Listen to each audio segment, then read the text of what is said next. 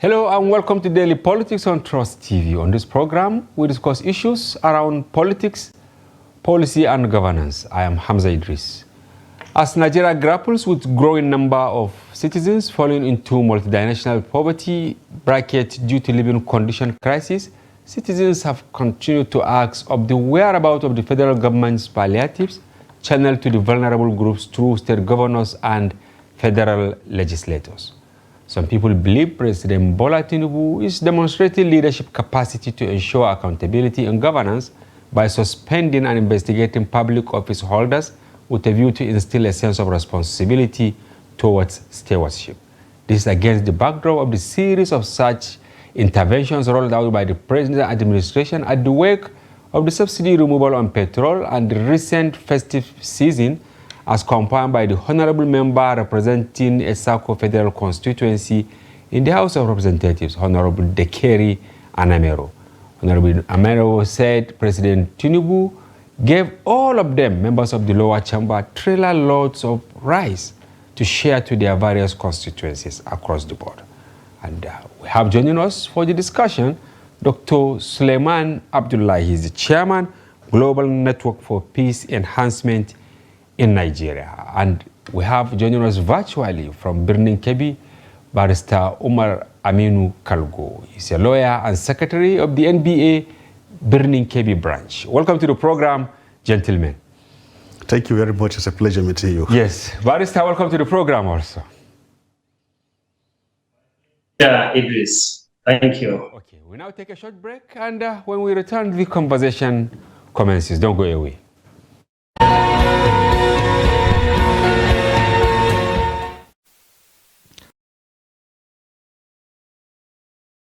Welcome back, and we played the video of where the lawmaker actually said President Tinubu gave them trailers load of rice. Have a look. We thank God I'm back in the Sako Federal Constituency to celebrate the Christmas with our people. I want to appreciate President Bola Tinubu for deeming it fit to give all the members of the House of Representatives palliative grains. So here you have 2 trailers of rice. You can see 1 trailer on the right, 1 on the left. So I prepared this for my constituent here in the Sako Federal Constituency. So I want us to celebrate the Christmas in a very joyous mood. Thank you so much. There's a trailer here. These are 2 trailers here. Give way. I'm not one of those 2. Here is another one. This one is not up to. This is about 400 bags that we have here. There's 2 trailers of rice here. This is 400 bags. Can you see the rest? Then not one of those 2. Trailer here. I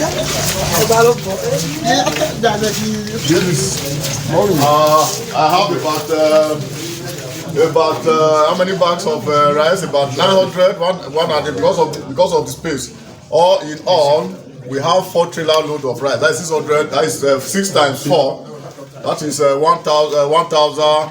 6 times 4, 2,400 bags of rice, which we have branded in my name for my federal constituency. Yes, Dr. Salu, I think we should start with you because this is a subject of controversy. We led the Daily Trust with it 2 days ago when we put the figures together because what we had was that 100 million naira worth of palliative approved for members of House of Reps. 200 million naira worth of palliatives approved for senators. When you put these figures together, it gives you around 57 billion for palliative at the end of there. But millions of Nigerians say, where is our palliative? Why are the legislators actually confident to say that they didn't even get it, as this man from Edo State confessed? Let me tell you, before I go into the topic proper, there was a certain period during the 9th Assembly when one of the Obas, I think Oba Lamidi from Lagos, from the Western region, visited the upper chamber, the senators, and he speaks to them with strong tone. He said, when it is electioneering process, you people will come around, tease all our subjects, make them to vote for you. After getting their mandate and you have won the election, you go back to Abuja and sit down there without knowing that, and you leave us with these people to be struggling with That's them. the traditional ruler. He went there direct in National Assembly before the Red Chamber. He was telling all the senators on seat that day. He said, look, it is quite unfortunate and unbelievable. You abandon these people for us and you leave us. How do we manage them? And you came with baggages of what, or promises, and after winning the election, nobody will see you. You have your guest house here, you have your houses here, you have your mobility, everything to yourself here in Abuja, and you leave out the problem. And now this is what he's saying, coming back to our issue on ground. The palliative measure. You see, we are trying to look at democracy from two perspectives, between the legislators and the executive. When the executive were given palliative measure for Christmas transportation, we breathe through the window that, look, we have make arrangement with the National Transport Workers of Transport Organization of Nigeria that the Federal Ministry of Transport will organize palliative measures for Nigerians that have to travel to cut down the expenses of what? Of their travel, their transportation fare by 50%. And as God will have it, I was privileged to have somebody that was coming all the way from Edo State to Abuja. I asked him, he said, how do we get to Lokoja before coming to Abuja? He said, I took a train, and the train was a palliative means for me. I didn't pay anything. So it worked there? It works there and other parts of the country. So this is tell you, no matter how, the executives, arms of the government are being what? Sincere, are being objective to some extent with Nigerians. Then now, we expect such measures from the legislators. Then why are they hiding? Why are they denying it? This is one of the federal constituency representative of also local area federal constituency from Edo State. He's saying thank you to what? To Mr. President Tinubu, Ahmed Tinubu, that these palliative measures will go a long way for my constituency, within my constituency. Let me tell you, you are talking of 100 million. Now he's talking about 4 trailers load of what? Of rice. That is 2,400 2,400 bags. Please, for God's sake. Now let me tell you, averagely, a mood of rice costs about 1,500 in Abuja. Look at those localities. It is going to be a serious palliative measure, a very good incentive for those people from that constituency. And let me tell you, this is how people write their names in the Golden Book of Record of history. Then now, if other legislatives are what? Are denying it? Is he telling lie against the general populace of the legislators? Or what? Okay. Now, let's hear from Barrister Kalugu. Yes. Barrister, you heard what doctor in the studio here said. The executive is actually doing its own part to some extent compared to what happened in the past. Why are Nigerian legislators, treating their constituents with impunity? Because we heard that they said as soon as they resume from this break, they are going to summon this legislator from Edo State to explain why he went public with the gesture from the president. As rightly said by the discussant in the studio, this is really a bone of contention in the polity of Nigeria today. There are claims and counterclaims from both sides regarding this issue. For example, the article I laid my hand on the 7th January of the Vanguard newspaper, it is very clear that the Chairman House Committee on Information, Akin Rotimi, has alluded to the issue of this palliative. As well, the presidential aide, Shegun Dada, on his X handle, has spoke about this. I think I will have opportunity to respond to whether the measure, the way it is carried out, is the propriety of the procedure. But all I have to say is here we have a conundrum. We have the member coming to say that it is divided to all of the legislators. But I want to take us to what is in the Guardian newspaper, the Vanguard newspaper, sorry, of the 7th January, where they quoted, I quote the aide after he mentioned that there are some logistic problems. Court started taking stock. He said he believed that the legislators have started taking stock. So I want us to take in all the perspective of the facts. We have some that are outrightly denying it. We have some members that are saying there was an agreement in principle to share this palliative. And now we have another member who is saying all of them have received this palliative. So the question of whether this palliative has come down to Nigerians is a good one. And the question that Nigerians are readily and entitled to have is the question that from the federal government, have it distributed this holistically to all the members? Was the sharing complete? All these facts, I believe, at moments, they are in the spin. They are very hard to, it was looking from the legal point of view, I would say. Thank you. Here you are, a journalist, a public commentator, right? And a media consultant. We also anchored a complete story, yesterday, 2 days ago in the paper, where we asked all these questions. Some members, specifically one from Bauchi, I think he represents Darazo federal constituency. He said he wasn't even aware that maybe it was a selective, distribution to some. But the presidential villa, said it actually happened.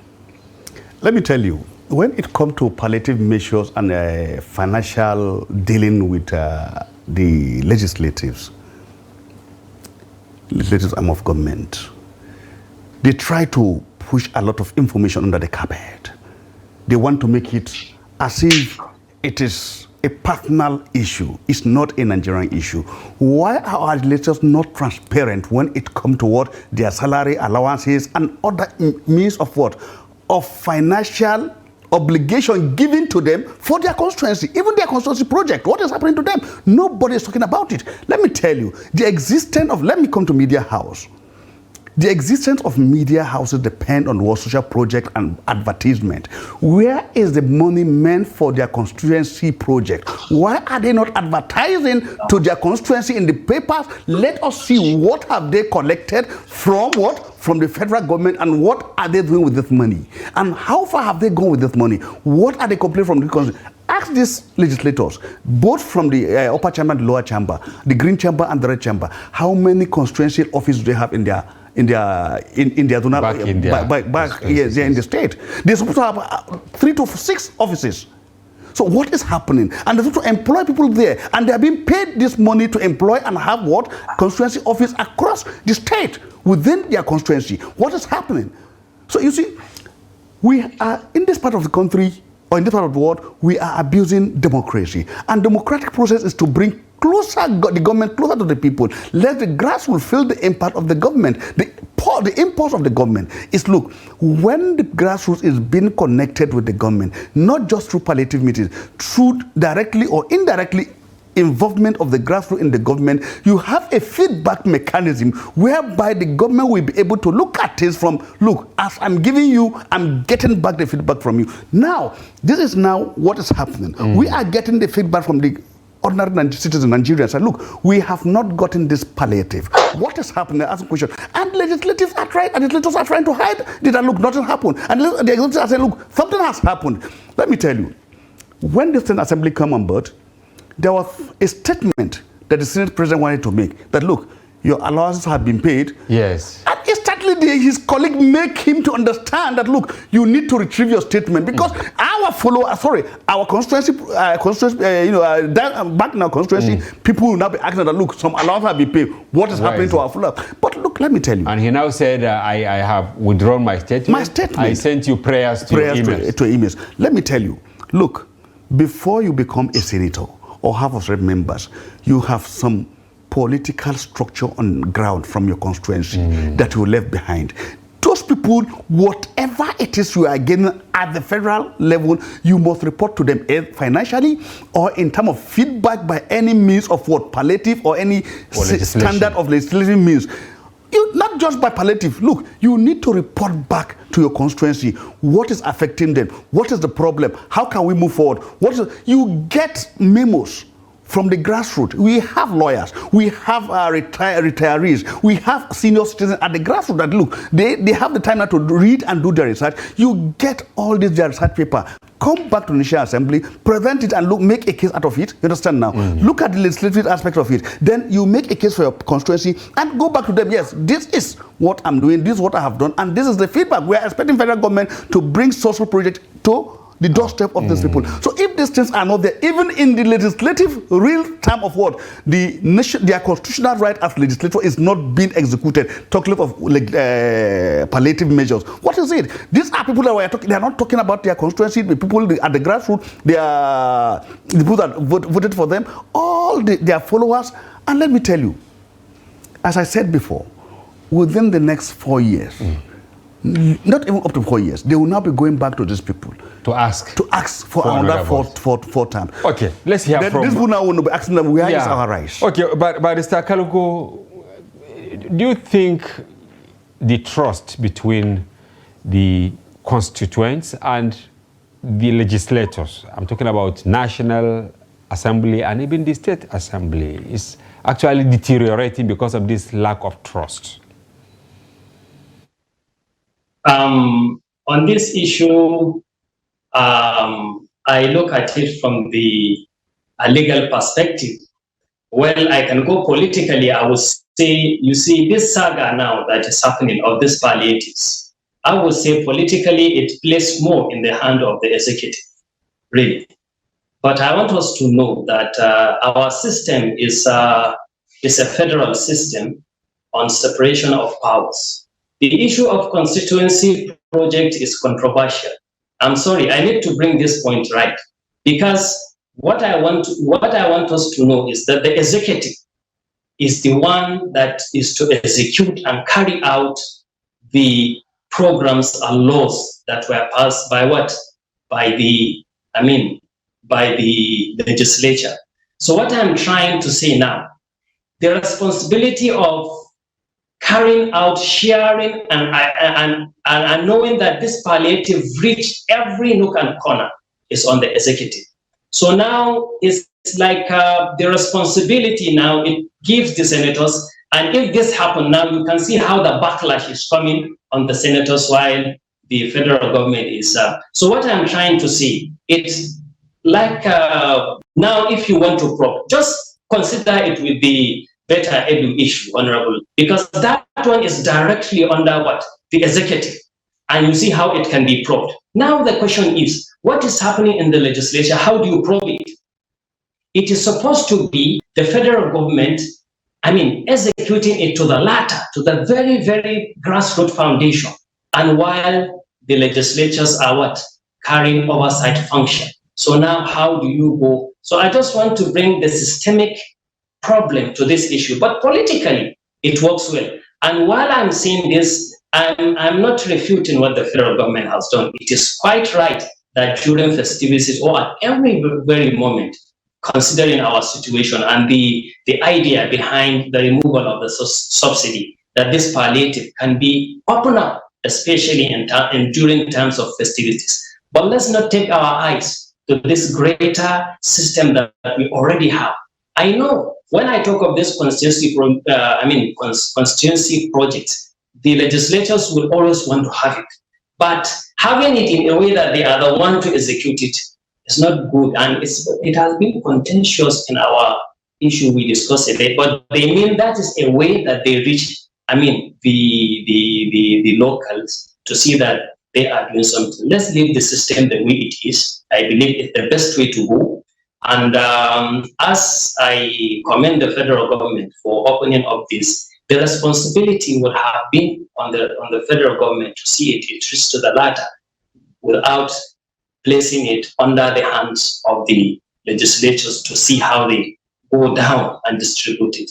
But politically, you see now, if it goes that the federal government I gave, it is like indicated. But the question is, it is the one that have the responsibility to execute the latter. And now that control and responsibility is no more with it as regard to this, as opposed to what is there under the Minister of Minister Edu, who is directly under the federal government. So it is a ministerial function, if you like, under a system like ours. Thank you. A quick follow-up. You know, the legislators, you know, insisted that they also need this constituency because they see all of this as constituency project. But now they are doing whatever they like, unless there is a leak. Now, assuming this Edo legislator did not leak what the president did to them, nobody will say anything. Who will checkmate the legislators? Is that a question for me? Yes, it's for you, Barrister. Yes, who Okay, it's a question for me. Okay, thank you. You see, that's the point I'm trying to make. You see, these palliatives came to the legislatures under the budget, and they approved them, isn't it? And it is for the executive arm to execute it to the latter, while the legislatures can do the oversight. And now when the federal government is like delegating its executory function to what? To the legislatures. It then now become a way that you cannot have check and balance. Because now the way Mr. President have treated the issue of the Honorable Minister Edu, he cannot extend that to what? To the legislature, because they are independent. But if everyone has been in his own role, it will be now the federal government doing it, while the legislature can have that power. So this is it. I know they will not be happy when we talk about this constituency, projects not coming directly under their power to execute, but that's what it's supposed to be. So that this, whatever they want, they can include it in the appropriation bill for their constituency where the projects are there, and they could be executed through ministerial avenues, whether it is the Federal Ministry of Works, whether it is from the ministry, pertaining to what kind of project you are. And if in regards to health, under the Federal Ministry of Health, it can be built, it can be taken care in the constituency, that it affects. So that's how the system is supposed to work. Whatever the cravings of our people, we need to educate our people to know what the senators and the legislatures are there to do. But if we now give to the sentiments of our people and fail to educate them, but we now try to take some delegation of the arm of executive government and vested it in the legislature, then those things will be very hard to what? There will not be check and balances. And this is the kind of aspect we are having now, because this issue, to be frank, when you look at it from the legal perspective, it is a clay in the hand of a car. You can mold it anywhere. You can mold it anywhere. That's why you have claim and counterclaim between the federal government and the legislature, and also intra-legislature. Some members are saying yes, some are saying no, and it is in the public domain. Everyone can now have his own view or who to part with. All right. But the other one is very clear. Yes. So that's what I'm trying to bring. From the actually legal perspective, that assuming there is clear separation of power, these legislators will not even be talking about distribution because the executive will handle it. Earlier in the program, you commended the federal government, you commended Tinubu for doing the right thing that he has delivered. But going down, in June, after the removal of subsidy, even governors descended on Tinubu not to use the social register, but that they have their own register. And he gave them truckloads of rice, gave them 5 billion naira. Correct. Nobody is talking about that. Let me take you back. He brought a very fundamental issue I want us to look at. Look, democracy is a system that is systemic in its nature, and the relationship between the legislatures, executive, and the judiciary supposed to be give and take, and it's a whole ball system that goes around, and the feedback also comes around. So even though they are independent, but they are mutually related. They are interrelated. One cannot exercise a duty after the other one without interference, even direct or indirectly. Look at the legislators oversees the activities of the executives. The executives appoint who? The judiciary. The judiciary still have take on the executive, because when we have issues of governance, issue of election, it goes to the judiciary. The governors are being checkmate through what? The court processes. The electoral process are being checkmate and regulated by the what? By the judiciary. From what? From the tribunal to the Court of Appeal, then to the Supreme Court. Let's look at it all together. Then what actually is happening? Then the executive now, the judiciary now, the legislators now will what? Checkmate the executives. Then who is checkmating the legislators? This is the bone of contention in Nigerian politics today.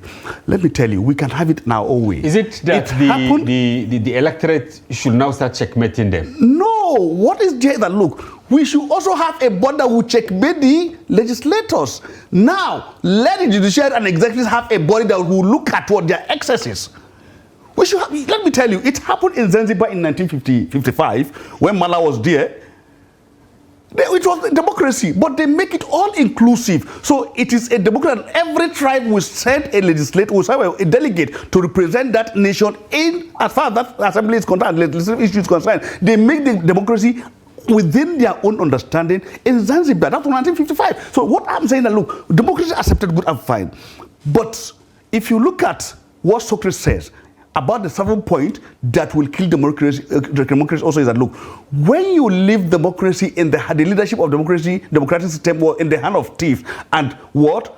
And he said, and rules, then the whole system will be bastardized, and we'll find it difficult to have a clear-cut of democratic system of government in the society. It will be an oligarchy system of government. The society will lose its center, and there will be general disorderliness in the society. This is where we are going to today. Then what we are saying, the electorate are saying, look, they have given you palliative measure. The electorate are saying, no. Then who is thief? Who is not thief here?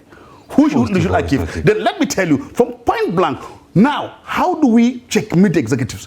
Then let also the executive publish what they have given to the executive, and let the executive make the public to know, look, we have given such palliative to your... Maybe the executive doesn't want a backlash. That is why it's been quiet. That is what I'm telling you, that they are interrelated. If it is what?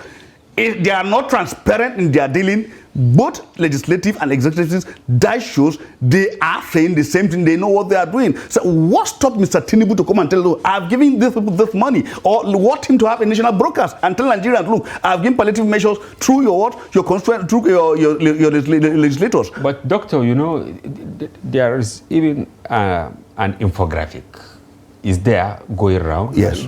I think the federal government wants to actually tell Nigeria that, look, hold your representatives to account, because we also did an infographic 2 days ago in the newspaper where we put most of these things that the federal government did. So as I asked before, who should checkmate the legislature? Is it the judiciary, or is it the people to now? Because I know there is this constitution provision that you can recall your legislators. How many legislators have been since the beginning of this Fifth Republic? No.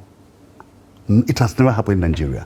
Let me tell you, it is when we are ready to practice true democracy within the context of Nigeria, not within the context of democracy itself from the Western colonies. The borrowed democracy. The borrowed democracy. Let's have our own nationalized democracy within the context of Nigeria. You are towing the path of former President Obasanjo.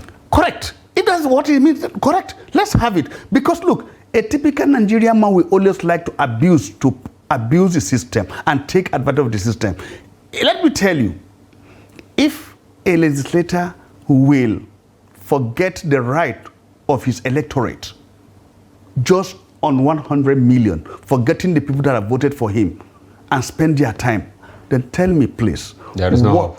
What is in his heart? What are the leadership quality? What are his leadership philosophy? What did he want to pass across to the next generation? So how do we go back again? We should believe and have trust in this type of, legislative, collectively. So the question here is that, look, there is a questionable act when it comes to financial dealing with the what? with both the red chamber and the green chamber. All right, let's bring in Barrister Kalugo. How is the level of poverty, I mean, in the Northwest, for instance? I'm going back to when these palliatives, started coming out in June, when the president approved 5 billion trailer loads of rice to the electorate. Has it really trickled down to the people? Has it trickled down? And you can see on the screen there, some of the things the federal government said it has done to the people. Barrister, go ahead. Well, if you are my personal experience from the circles that I have been moving, and I live with ordinary people, I go to places, I would say the vast majority of the people I interacted with, they have not, confessed of receiving, the majority have not confessed of receiving any palliative. I could remember I saw a distribution of palliative one time I went to Argungu. But I want to say that this is my personal experience of what I can say I know as a fact within the circles and the people's meeting.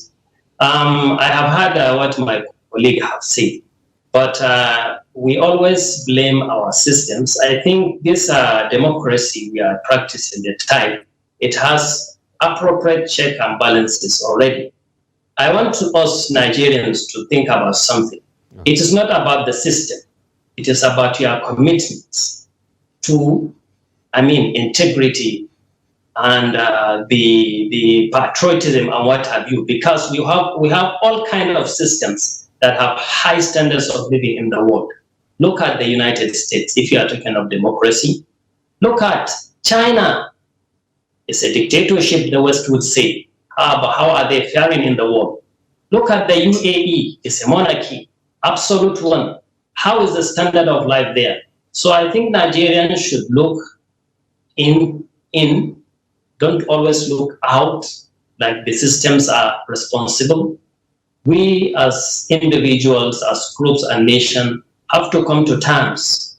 And I believe, yes, there are a lot of loopholes and the way we handle these systems. That's why it's very porous the way we handle them. That's why we are having these problems. But the legislature, with the framework of check of balances in this system, as it works in the United States or in other Western states, So it will work in Nigeria if we have that. Because if you look at the legislature, right, the legislature is handling things in principle and in theory and in policy, and it is delegating the executive to now carry them practically and apply them while it supervises them.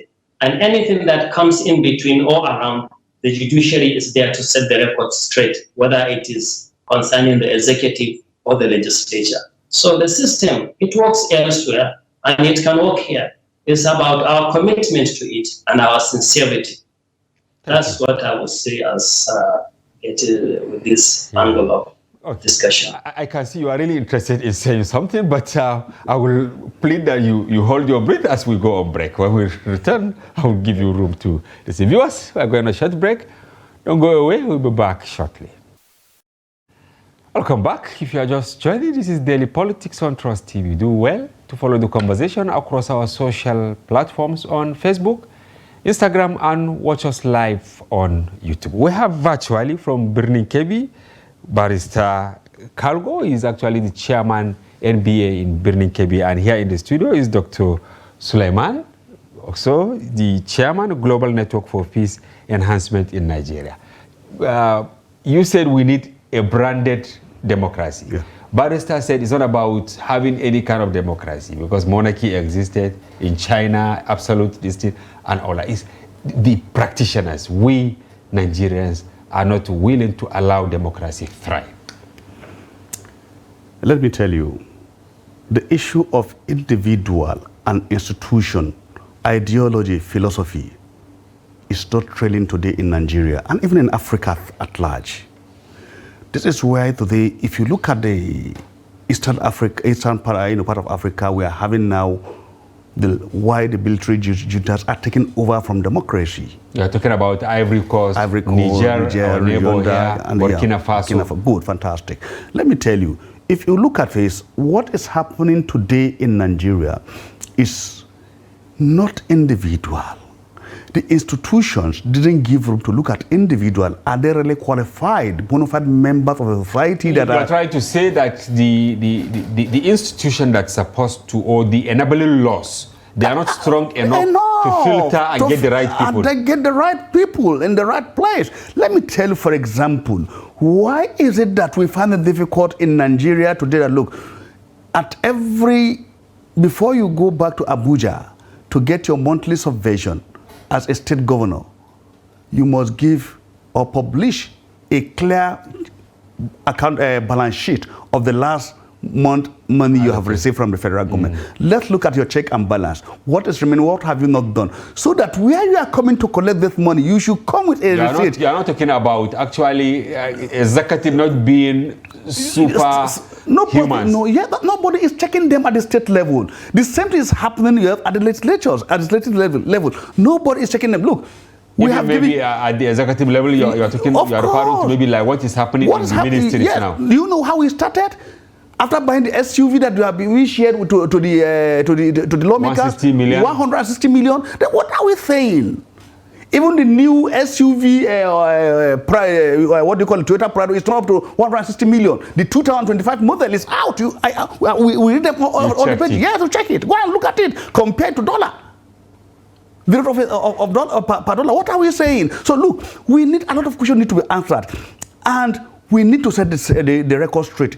Is it that we have to call for another constitutional conference? Let's look at it from all these our lawyers and what political scientists Calgo have said. Let's look at our scholars. Let them come, and even traditional institutions. Let us come together and look at it. How do we have our shape our own democracy within the context of Nigeria, in the interest of Nigerians? Because what we are going to look. A time will come whereby, I'm telling you, we are not calling for military intervention in Nigeria. Yeah, God forbid. But God forbid. I'm telling you, where we are going, you understand now. The people will march on the street and tell you, we are not for democracy.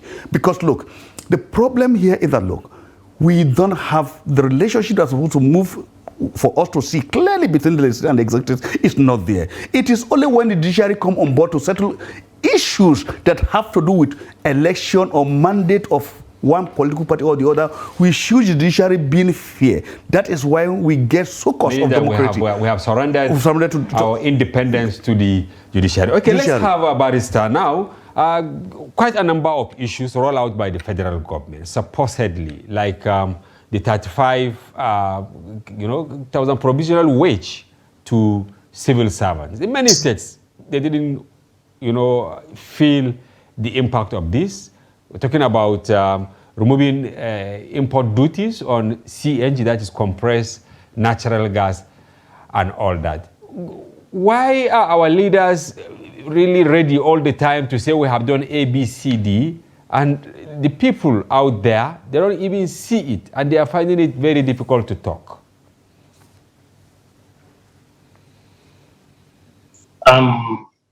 I think exposing all these issues, that's why we have the fourth arm, the media.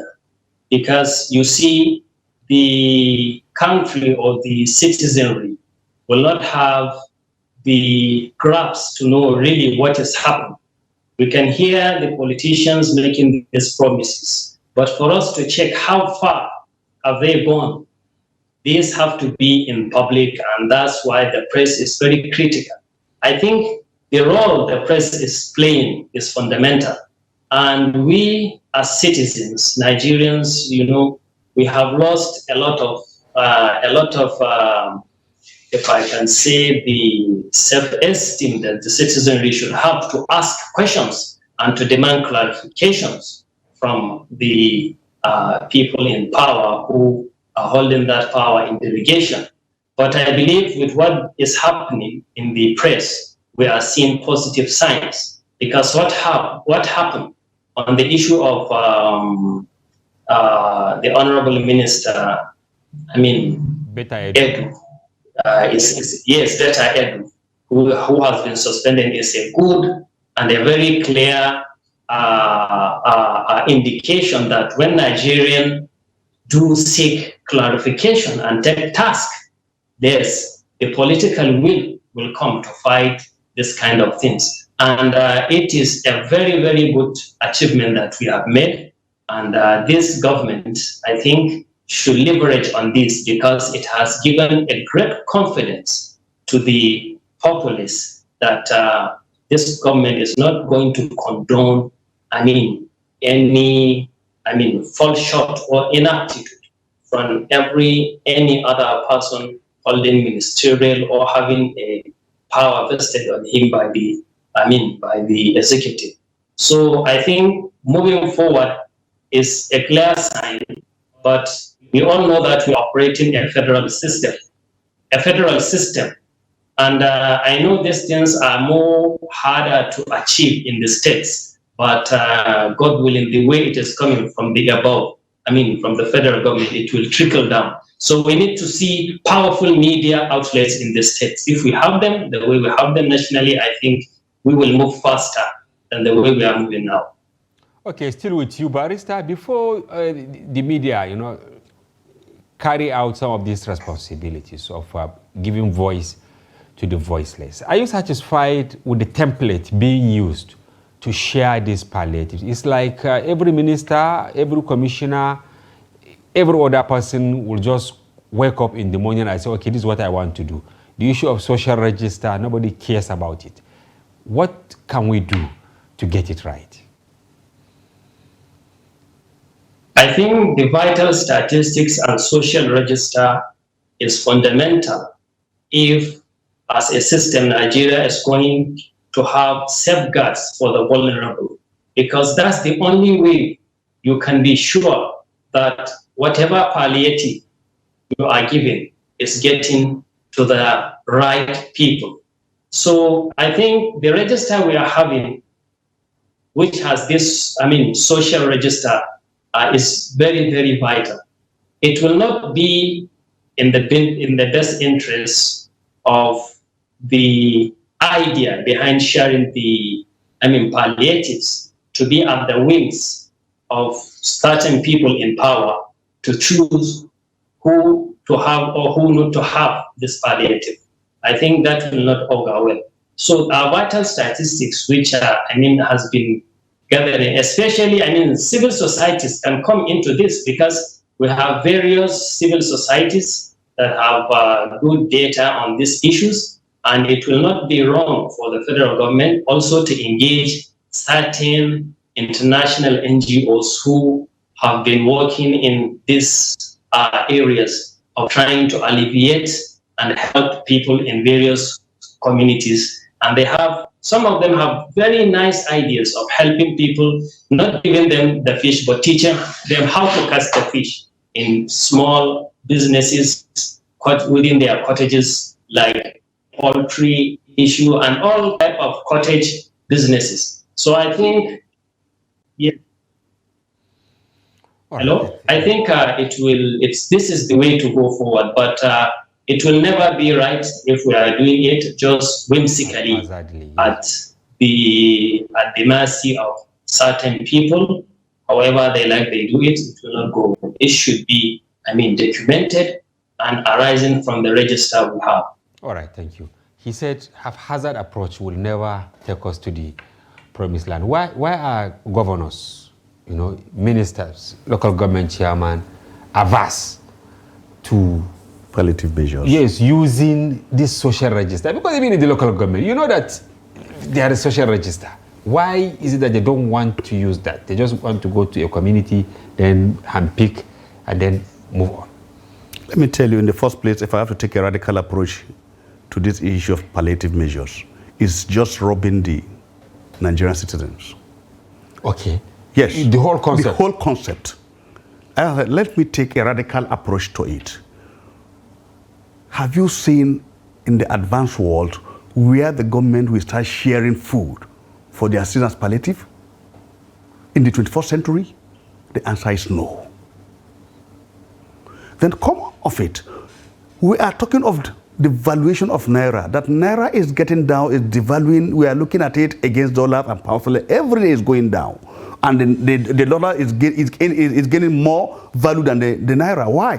This is all what we are saying. You can't bring, it's just like bringing cash to share to Nigerians. You don't know what to do with cash? Look, the advanced world will look at you and look, do you really know what we are doing in the 21st century? When the 21st century nations are being driven by what? By science and technology and reasoning. When we are talking of what? Of really people that, leadership that matters with what? With sense of reasoning, whereby knowledge is a driving center of what? Of leadership. Concept, ideology, and philosophical thought in leadership supposed to be the engine room by which we look at the perspective in which every government is talking about. And this is the game of what? Of interest when it comes to community of nations. So what you are saying is that what I'm saying here is that the issue of sharing palliative in the first place is wrong. Let's look at the part administration. What do you want them to do? Look. What do you want them to do? Yes, doctor. Look. When we have this, after removing the subsidy, whatever you get out of it, you are talking of transportation. Establish, bring back the federal urban mass, bring transport, employ people, buy direct, understand? So companies there, buy from Nigeria made, it's not an advertisement. Advertisement, yeah. It's not advertisement. We have it, bring intellectuals, understand? Bring them together. What other means can we, to institutionalize it, to have free system that will work for Nigeria? Employ, have an institution, and it will bring back revenue to you.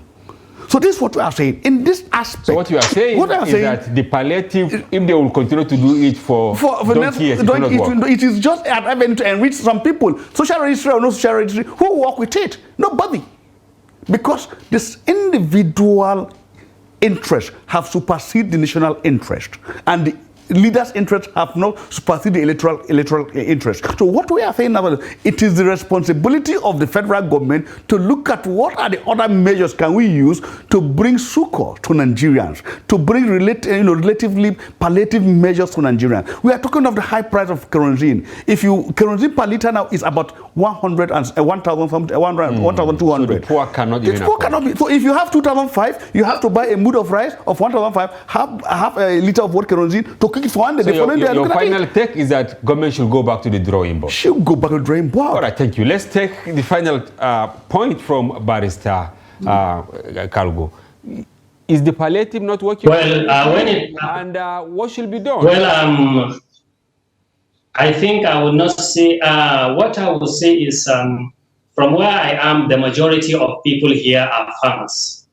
And recently, the majority have ventured into irrigation. And what they gain out of irrigation is even better than the seasonal fund. So with this petrol subsidy removal, it was a great setback. However, there are a lot of moves, and we have started seeing solar motorized pumps that are being used here to irrigate farms. So I think technology can be a leverage. And the governor of our state has made a giant leap to provide such things. So I think at times we can have, when we invest in things that will now empower the people to fend and produce, is even better than just finding someone and giving him a fish. Always it's good to teach someone to catch fish and just give him a fish to consume. All right. Thank you very much, Barrister Umar Aminu Kalgo, Chairman, Nigeria Bar Association, Birnin Kebbi. If I may, can I please? I am not the chairman. I'm the secretary. I have to correct you on that. I'm the secretary of the NBA Birnin Kebbi branch, not the chairman. Thank you. Perspective, and we hope to have you again. My pleasure, always. All right, and Dr. Saliu Suleiman, yes, Chairman of Global Network for Peace Enhancement in Nigeria, Research Fellow and Media Consultant. Thank you for your informed perspective. Thank you. We hope those that matter listen to what you said, and we hope they will change the palliative method and reach the people properly. That's very interesting. And viewers, that's a wrap on today's package. We hope you found it informative and engaging. And be sure To join Daily Politics airing live every weekday and our special package on Friday, during which we open our telephone line for you to comment on national issues. For now, thank you for watching. Bye-bye. I'm Hamza Idris.